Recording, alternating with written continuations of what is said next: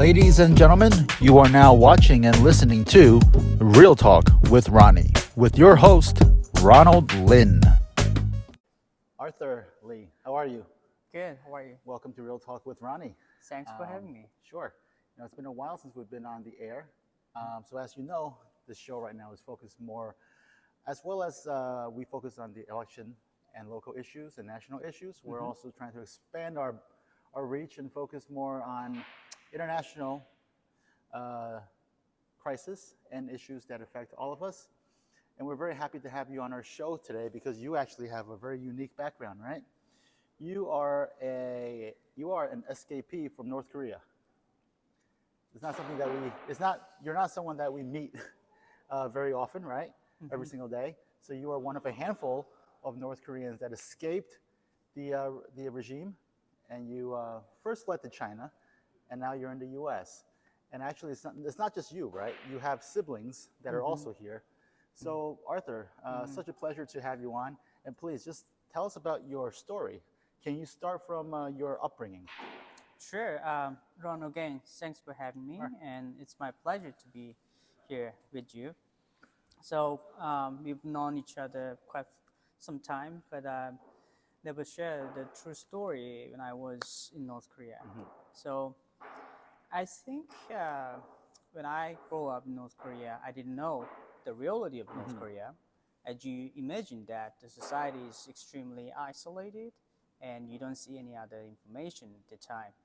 But you know that we have some level of information from outside, but it's only movie, dramas, and some sort of books. Right. But all publications and media is controlled by or censored by the North Korean regime. So we are not allowed to watch, read, or all other foreign publications. So if there is no comparable information, then we are only like educated by North Korean regime. Right. It's only By propaganda, brainwashed, right? yeah, by the regime. So I think my childhood was pretty normal. I went to school, but the school I went to was a pretty top school in North Korea. Right.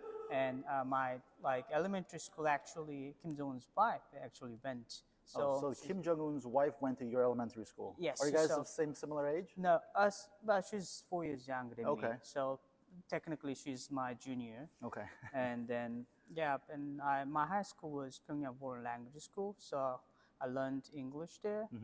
So pretty much most of North Korean, high-level children, I mean the children of high-level people are studying there. Right. And now they are basically, the next leaders of this country. Right. But so can I ask you a question? So did you come from more of like a privileged background? I would say yes. Okay. But not privileged by the grandparents. Right. And the people get benefit from the grandparents level because the grandparents who, along with the founder, North Korean leader, Kim Il-sung, and fought against the Japanese and fought against the U.S. During the Korean War. They are more privileged class. But my father was the top government official. He served 2 times, economy side. So he was the economy official, and he was once a CEO of one of the biggest company in North Korea, and he served as chairman of the Korea Jonguns Economic Development Group, which was the joint venture between Hong Kong businessmen and the North Korea's National Defense Committee. So that background gave me that little bit, privilege. And your father, how did he himself sort of get into that inner circle of the Kim family? I think he wrote his memoir, and then I would believe that it will be published soon. Oh, your dad has written a memoir? Yes, yes, that's correct.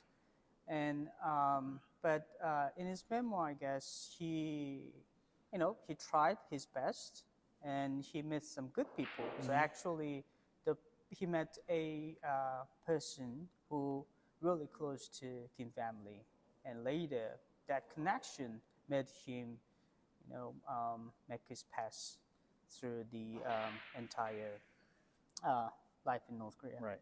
So I'm just so fascinated. So, okay, so your father, worked hard, got himself into the inner circle of the Kim family, right?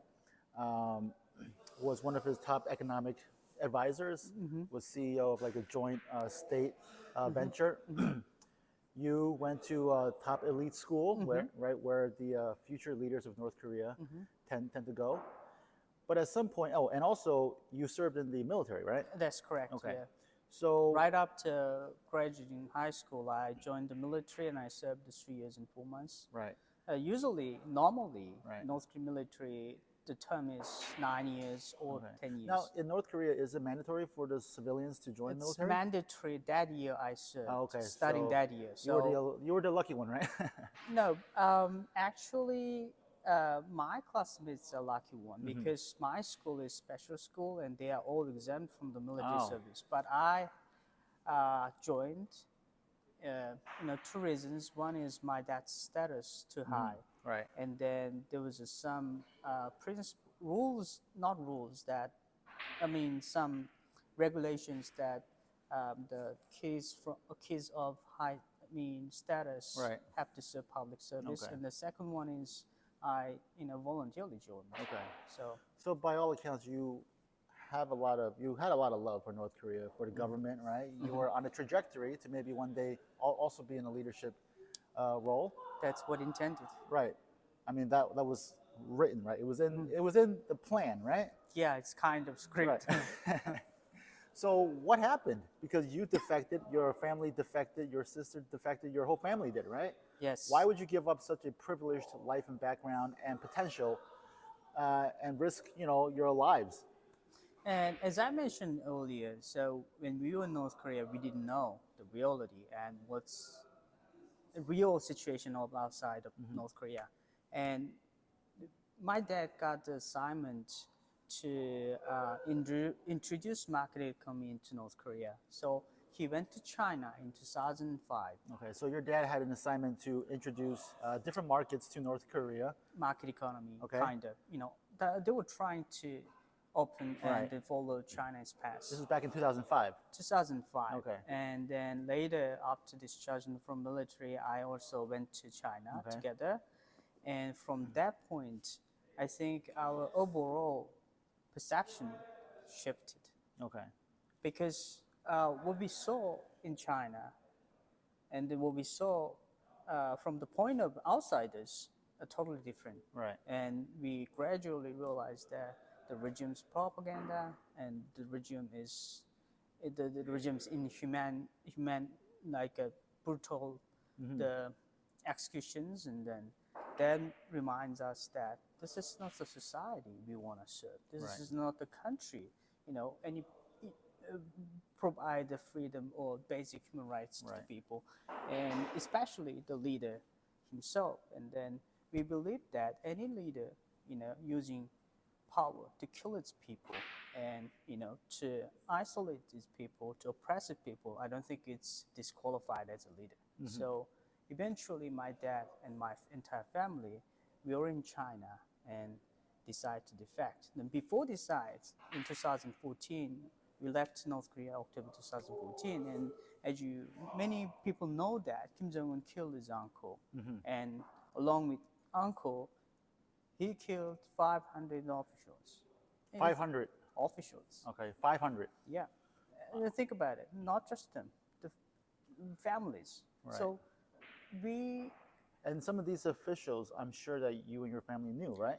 pretty much many of them we Right. know, not relatives, but acquaintances and friends and colleagues. So I assume that no elite member in North Korea haven't experienced the loss of colleagues and friends. Everybody has that experience right now. So that made us that this is not the regime we should support. And Now, did you personally suffer any losses from family members? not family members, but my friend who I did business with, he allegedly executed with his father-in-law, Okay.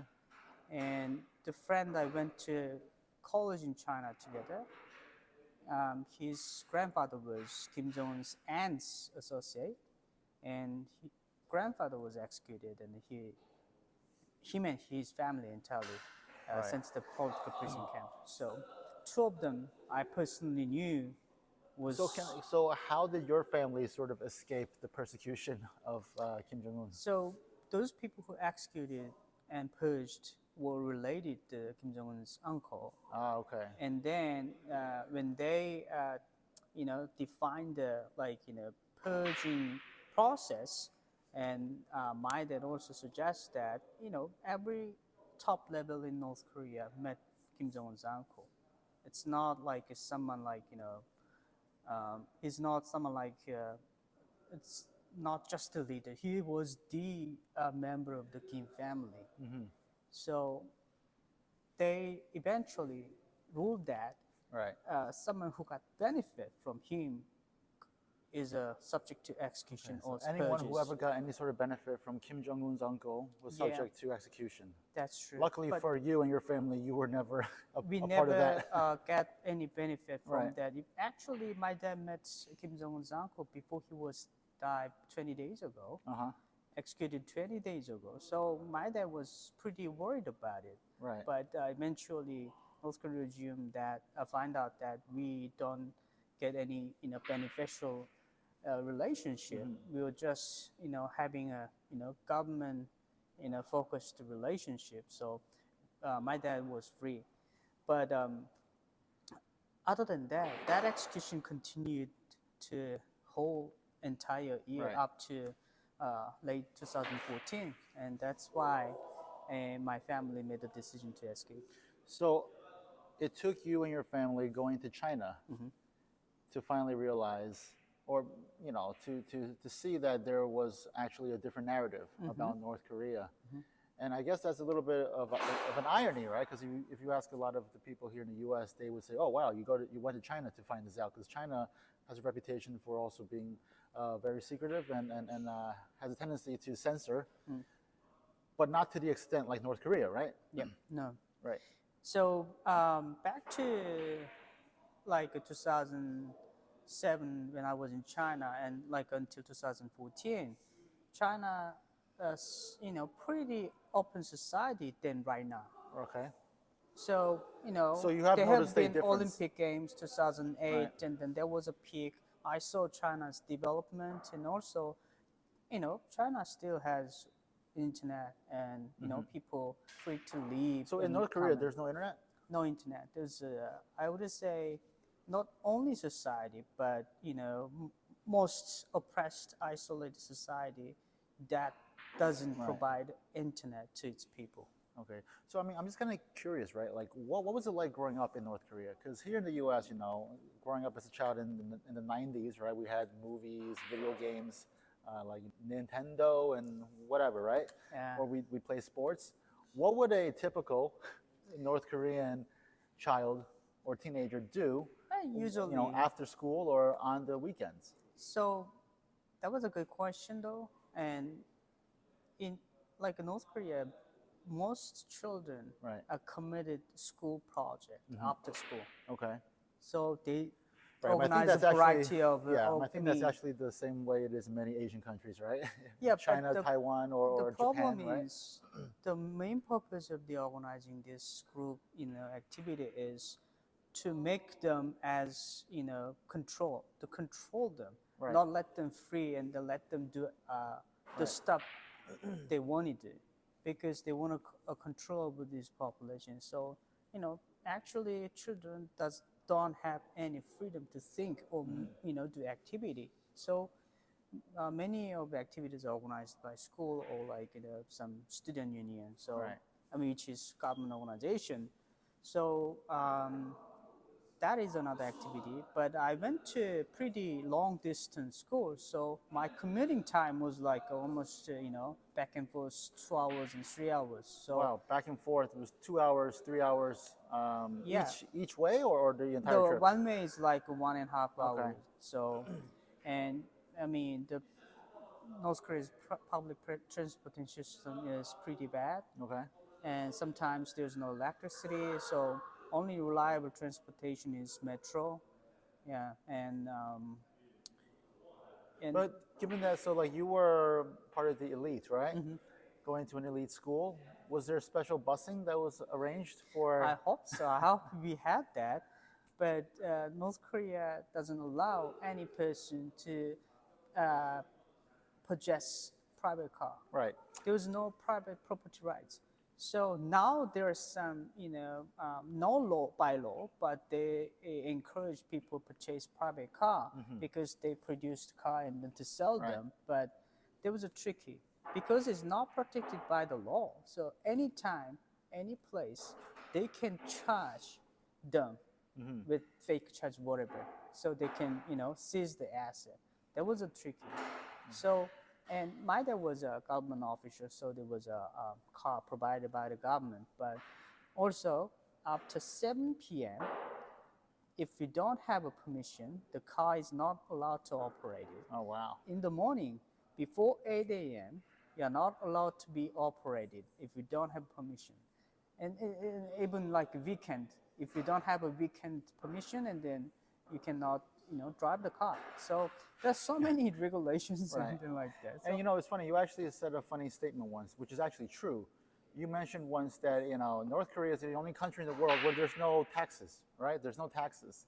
And now the they reason- have taxes now. Okay, So but the reason there's no taxes is because North Korea is also the only country in the world where no one owns anything, right? that's true.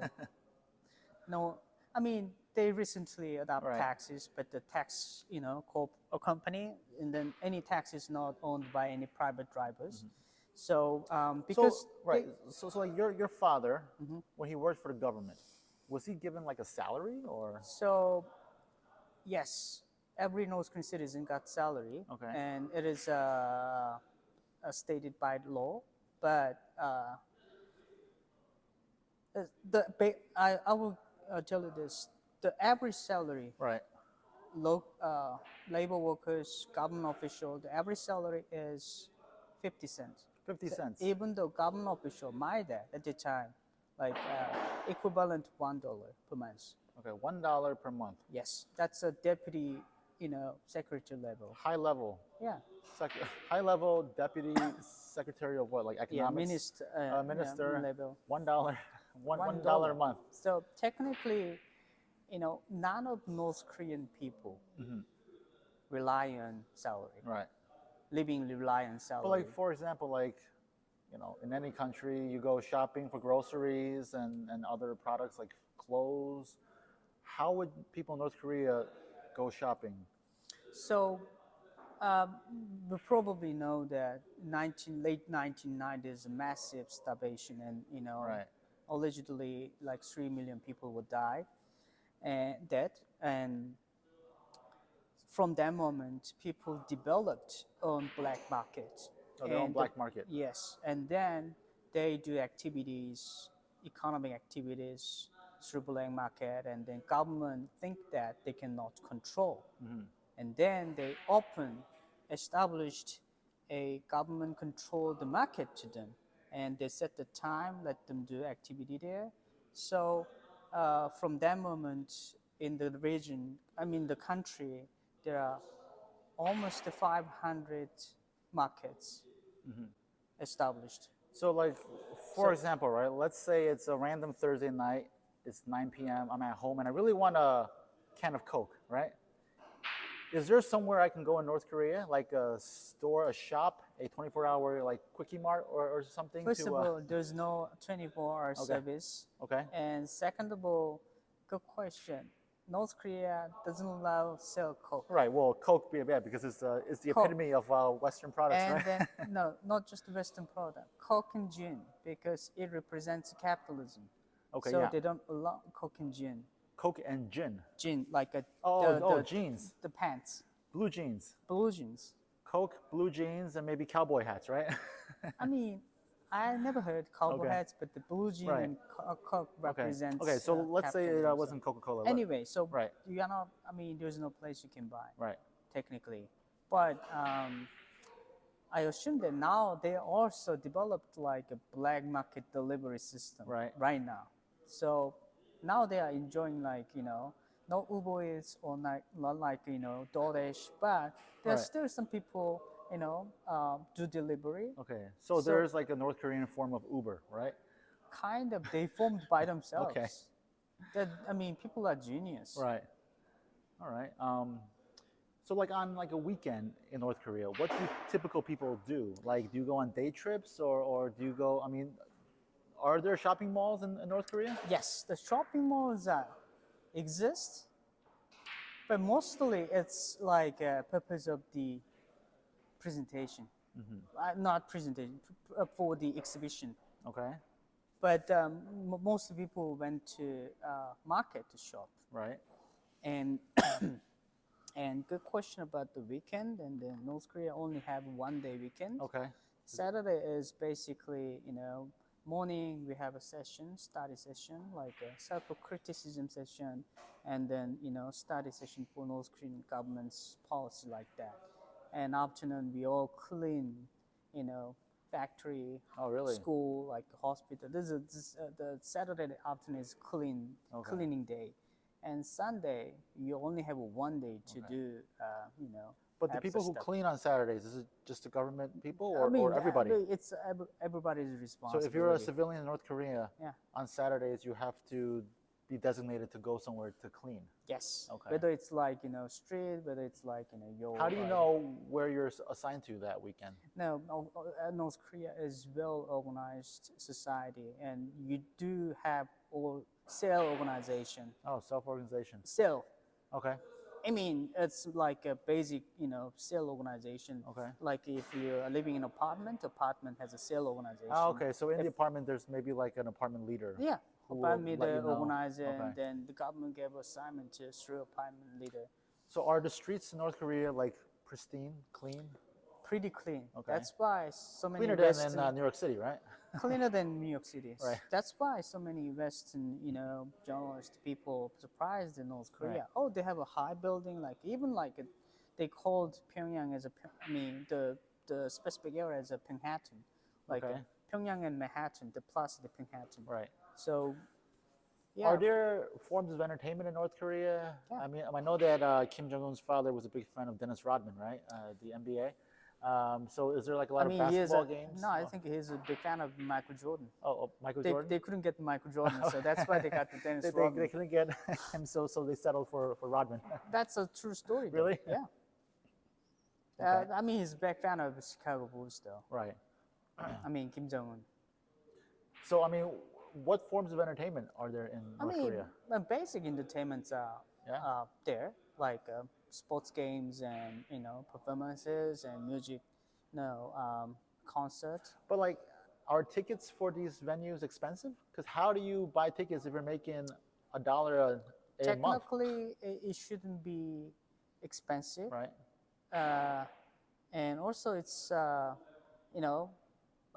they are selling as a North Korean currency. With North Korean currency, so it's not expensive. So basically, it's a public service. Okay. To provide the benefit to its people, but it's. Sometimes you can enjoy it, but sometimes too much time and labor. So. How is So how is the healthcare system like in North Korea? Yeah, North Korea is the country proudly say we provide free healthcare. Okay. So you don't pay any, money Right. to healthcare insurance or getting medicine. But the healthcare system has collapsed. It's collapsed. Already collapsed in Okay. 1980s. Okay. Early 1990s. So even though you go to hospital, Right. you cannot get cured unless you got all the devices, equipment, or like a medical, medicine, or the whole like So like, the self, you have to So, self-prepare. if a normal person goes to the hospital, they need to bring their own EKG. Yeah, But who would have that? yeah, that's Right. why they have to Right. purchase through black market. Right. And also, even you have to pay the doctor because Would you have to be expected to bring your own medication? Of course, because the hospital don't. I mean, they don't have. If they provide, they require So then money. what's the point of the hospital then? If you have to provide everything on your own, why even go to a hospital? But there's still doctors there. Are the doctors there, knowledgeable? I mean, what else we can do? I mean, it's. I mean, technically, they are better than the normal person, right? They, get trained. So, yeah. So I'm just thinking, like, if you had to give birth, right? It's a very painful process. I know a lot of women get the, epidural shot, right? Which is quite expensive. Is that something that North Korean women have access to, or do they mostly give birth just kind of like, with no epidural? I'm not an expert on that, but there are some hospitals specializing helping women to give a birth, and there are some materials to be provided, but still now it's more like relying on money. So in the past, like late 1980s, 1990s, still the system worked, provide some level, not pleasant, satisfied level, but it was okay. Now it's totally, if you want a medicine cure, whatever, you need money to pay. So basically, North Korean government, this free healthcare system totally collapsed. Is there a number out there that specifies how many people annually from North Korea defect? Yeah, they have a count, but from COVID period, North Korea, blocked the border. So they don't allow any person to leave. I mean, technically. Speaking of COVID, right? Kim Jong-un has made the fantastic claim that no one in North Korea contracted COVID. There was a joke that. Is that true? I mean, do you know of anyone in North Korea that actually got COVID? I talked to some people, Right. And then they have symptoms very similar to COVID, but they don't count them as a COVID. Patient. They just call them like, oh, they got the cold, and then give a flu shot. Yeah, and then they if they reduce the fever, and then you're all cured and go. And there's people actually who got COVID and infected. And I heard that some of them are locked in special areas in hospitals, and pretty much they're dead. So, and they don't count them as the COVID patient. Well, and now, it's Kim Jong-un announced that we are fighting with COVID, which means that the local level and government officials, they should keep zero COVID. If found any COVID case, that person could be in trouble. So they don't report Kim Jong-un that we have a COVID. So that's why. So therein lies the problem, right? Yeah. So if you report that there are COVID cases, you get in trouble with Kim, and then you get maybe executed. So no one reports COVID. That's why they are still locked the border. They are still locking the border. There's no one can request or give advice Kim Jong-un that, hey, we already, overcome COVID. Let's open the border. No one could tell. What was that joke that you wanted to say before? The joke was that, here, if there's one COVID case in the North Korean regime, to shoot them. That's why there's no COVID. Right. Well, I guess that's the perfect vaccine, right? It's ridiculous that any government execute conduct a zero COVID policy. This is not realistic. But the best thing they can do is just provide the healthcare system they can do. So you at some point left China to come to the U.S. And so what are your thoughts about the U.S. being from North Korea? Is it as decadent, as horrible as North Korea says it is, or is it a little bit of both, or what do you think? So when I was in North Korea, there was the propaganda was United States is the evil society, only benefits riches, and they don't care about poors, and every people in United States are suffering from the capitalism, and then like that. But I mean, you all know the reality, and even though when I was in China, I knew some U.S. The policies in the about the United States. So I do have positive opinion in the U.S. Uh, but when I landed in the U.S. and then I was surprised that the undeveloped infrastructure, and if some places even worse than China and South Korea.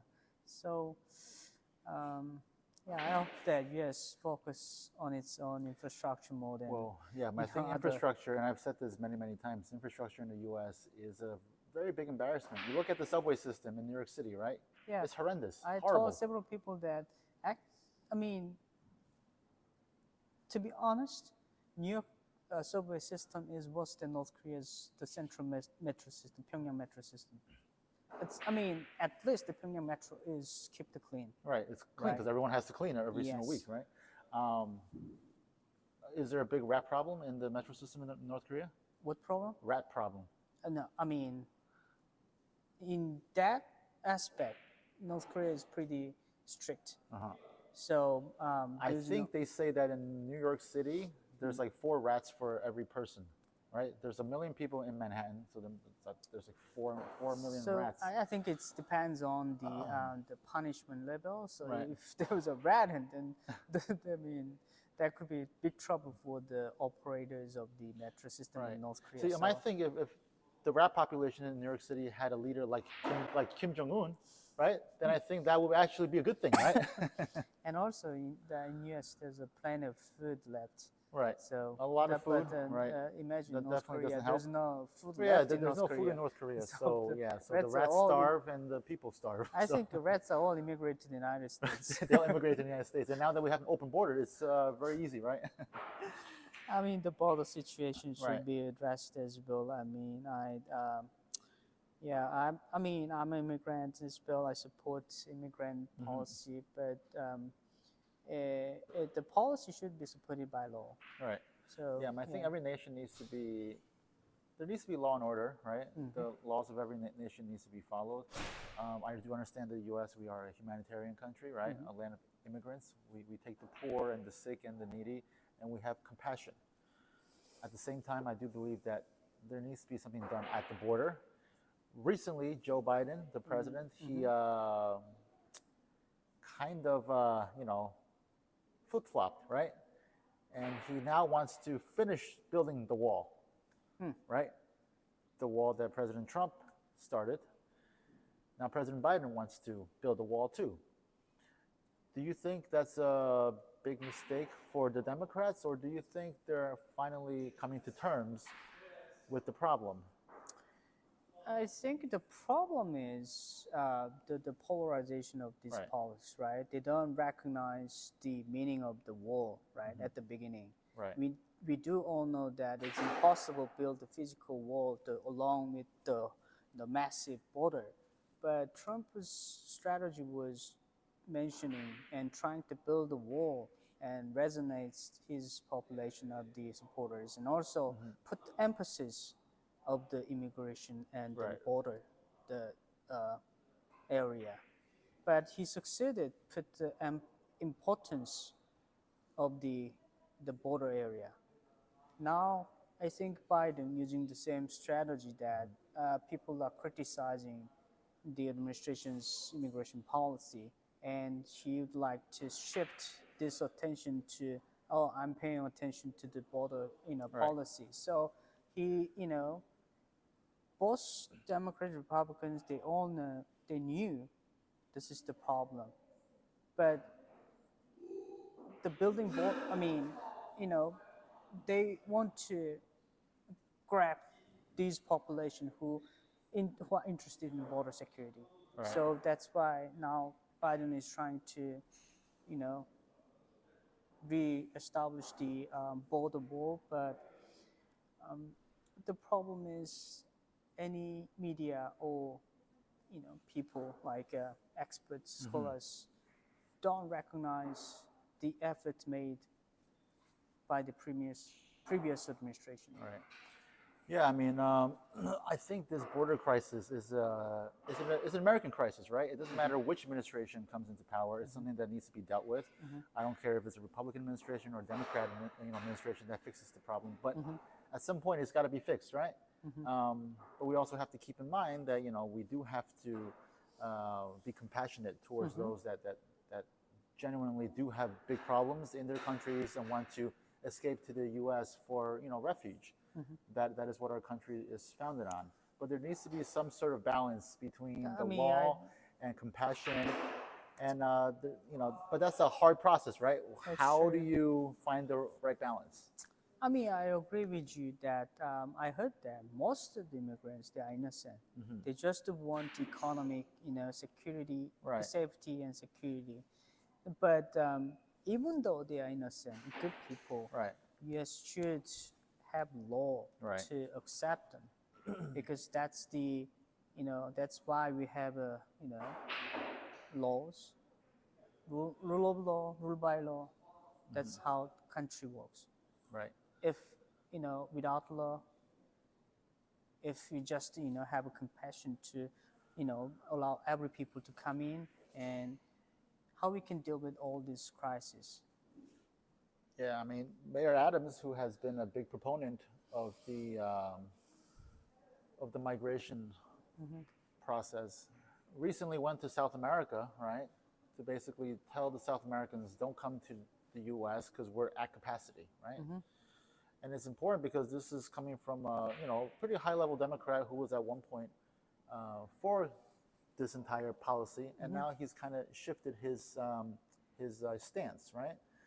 So it does show that even for Democrats, for many Democrats now, it seems that this policy of a very unsecure border is untenable. But I'm a little suspect that if next election, if Republicans got seat, and then they are still criticize Republicans about the border issue. Yeah. They're not gonna admit that they are wrong, or they what they were doing is aligning with the Republicans. Right. Yeah. I just wish that there was some way for Republicans, Democrats, for people of all political stripes to really just come together and just say that this is a problem, and let's just fix it, right? Both sides should put the priority on the issue of national interest, right? But they put their interest over national interest. That's the main problem. Well, the problem is that in our political system, both parties want to gain power, right? What's the best way to gain power? By riling up your base, getting them to come out to the polls, vote for your candidates, and then that's how you get the leverage. That's how you get the power. I mean, we see that happening even amongst Republicans, right? I mean, currently we don't have a Speaker of the House, right? And especially when all this is happening against the backdrop of Israel and Hamas going to war, right?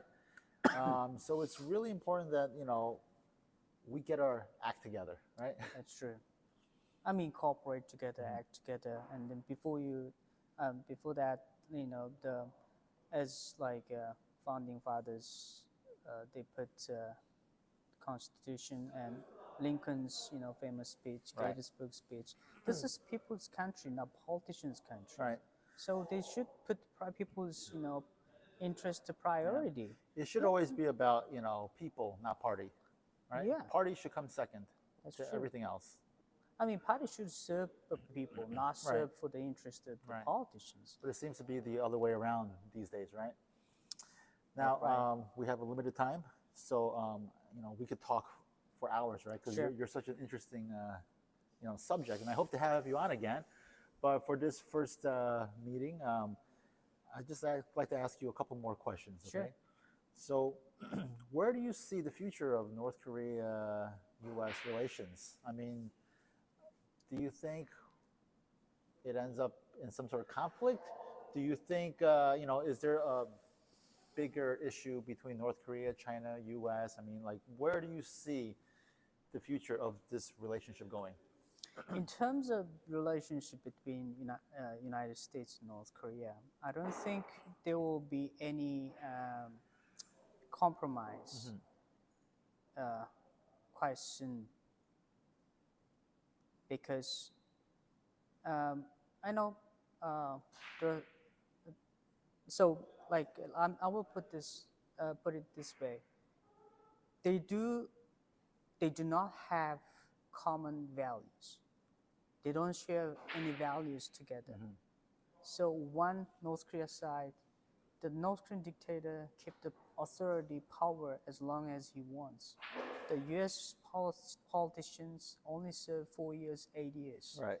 There was no like as a Kim Jong Un, he doesn't want to keep the promise to these short-term leaders, and also he wants to keep nukes. He wants his power. He wants this country isolated as long as he remains in power. That's how he kept the power, right? So everything the United States wants from North Korea is contradicts Kim Jong Un's power. Right. So I don't think there will be any agreement. And if there's an agreement, that there might be wrong negotiation. So technically, as long as Kim Jong Un remains power, there is no. And the second thing we can think of is, we can educate North Korean populations through information influence campaign. So like me, I never knew about outside when I was in North Korea. Even though I watched dramas, I couldn't, understand.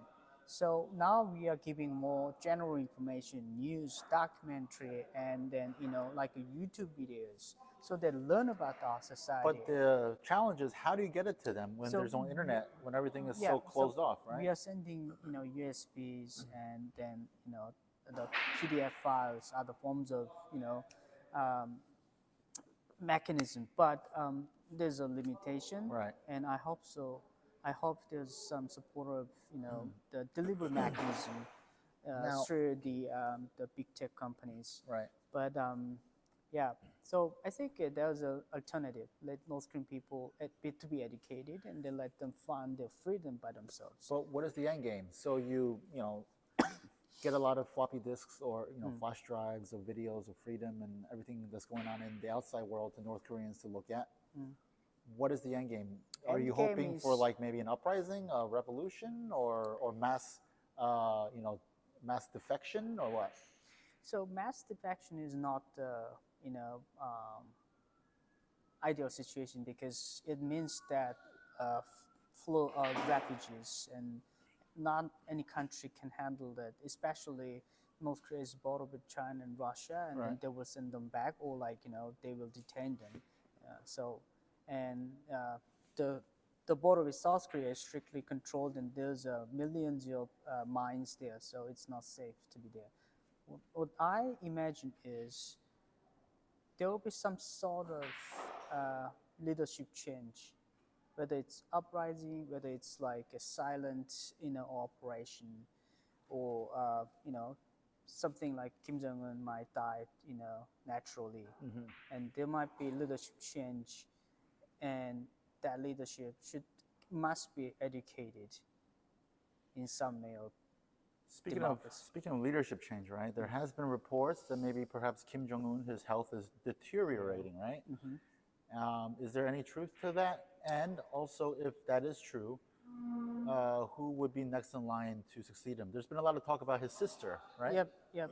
So when we observe Kim Jong Un's appearance in public media, and many experts and even like health experts see his movement, and then appearance, and his breathing, and the way he speaks, and then we can identify his health condition. So pretty much his health is not in good condition. But the successor of this leader, Kim Jong Un, might be initially his current sister. He has no children, right? Now he has children. Oh, he has boy children? and girl, and the girl, especially nowadays, she was on screen. Oh, But that's she's right. only His 11 daughter. years old. Yeah, his daughter. Yeah. But my sense is initially, Kim Jong Un's sister is kind of, protector of. So she would these probably children. be like, if anything were to happen to Kim Jong Un, she would probably be like a caretaker That's leader. true. but still for a long enough time the until power. his son or daughter would Yes, grow yes, up, right? yes. Okay. Or alternative is Kim Jong-un has a brother. So The one that he hasn't killed yet, right? not killed. He's a Right. like a real brother, Right. not the half brother. Right. But his brother has mental issue. Okay. So Well, one not could sure. argue that the entire family has mental issues, right? Yeah, Right. that's true. So- But his brother was big fan of Elliot Clinton, the guitarist, Okay. and big fan of music. So actually, his skills playing guitar Okay. is beyond the amateur level. Is almost the expert level. So he has some emotional up and down, and that's why we have people saying that he has mental issue. And Is he the younger brother or older no, brother? older brother. Older brother, okay. Older brother. So that he's also one option to be a leader once Kim Jong-un died. Right. What about perhaps you? You could one day maybe go back to North Korea and lead a revolution. As long and- as Kim family there, and then I don't see any opportunity. But if North Korea becomes open society, and well, why not? So another, final question, and we'll let you go. Let's say that, so you're a defector, right? Do defectors, are they on like a special list in North Korea as like traitors or whatever? So, like back to several years ago, North Korea announced on public media that there are traitors like that, list them, but that they are those people who are on the list are the activists, like sending balloons to North Korea and then criticizing North Korea publicly and like that. But I don't know. Luckily, my family has never been on the list yet. Okay. But in 2015, they put my grandma and uncle and aunt on the North Korean public media to threaten us to come back to Pyongyang. So even after you and your father, who was a high-level person in the government, defected, you're not on the list? No, they are very careful about that. Okay. Why? I mean, another sense is still there are lots of government people still respect my dad. Okay.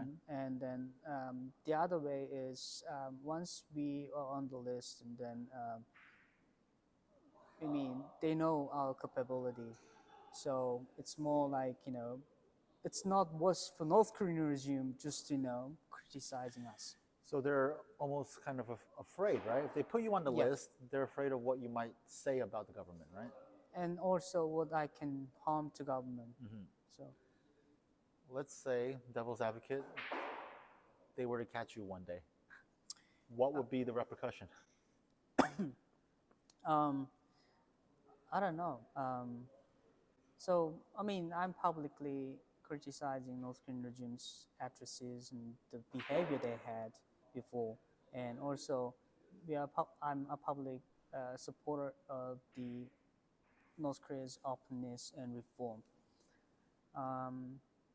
Yeah, but maybe they are not paying attention to me. After this interview, they might.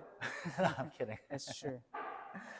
Well, Arthur, thank you so much for this fascinating insight into a glimpse of North Korea, right? Because it's in the U.S. it remains such a mystery, right? There's a reason why it's called the Hermit Kingdom, right? Because no one really knows anything about it. But I think through today's interaction, we were able to gain a little bit of insight of what life is like inside North Korea. So thank you for that. Thank you for your bravery and your heroism in defecting, and for speaking out against such a bad regime, right? And we hope to have you on again. All right. Thank you for coming on Thank to you to for Real having me Talk again. with And Ronnie. Is there anything you would like to share? Like, how would people be able to maybe learn more about you and what you're trying to advocate?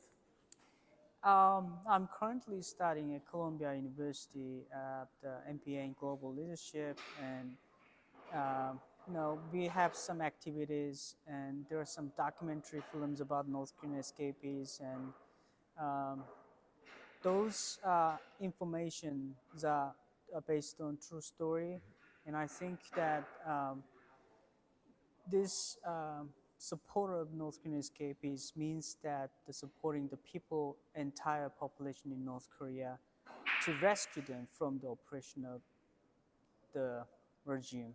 So yeah, I hope. Yeah. Is there like some way people could reach out to you? Maybe a website or Twitter or some handle, or it's not Twitter? I'm it's not X, right? currently, Right. publicly active. Okay. So I ran the YouTube channel, but I'm not doing anymore. So Okay. yeah. Well, I guess in your Reach you, position, through you. right? Okay. So if you want to reach out to Arthur, you can always contact me. And to contact me and then learn more about this show, very easy. Go to realtalkronnie.com. Realtalkronnie.com. All right, guys. Thank you for joining us today. And Arthur, we hope to have you on real soon. Okay. Thank you for listening. All right. Thank you. All right. Later, guys.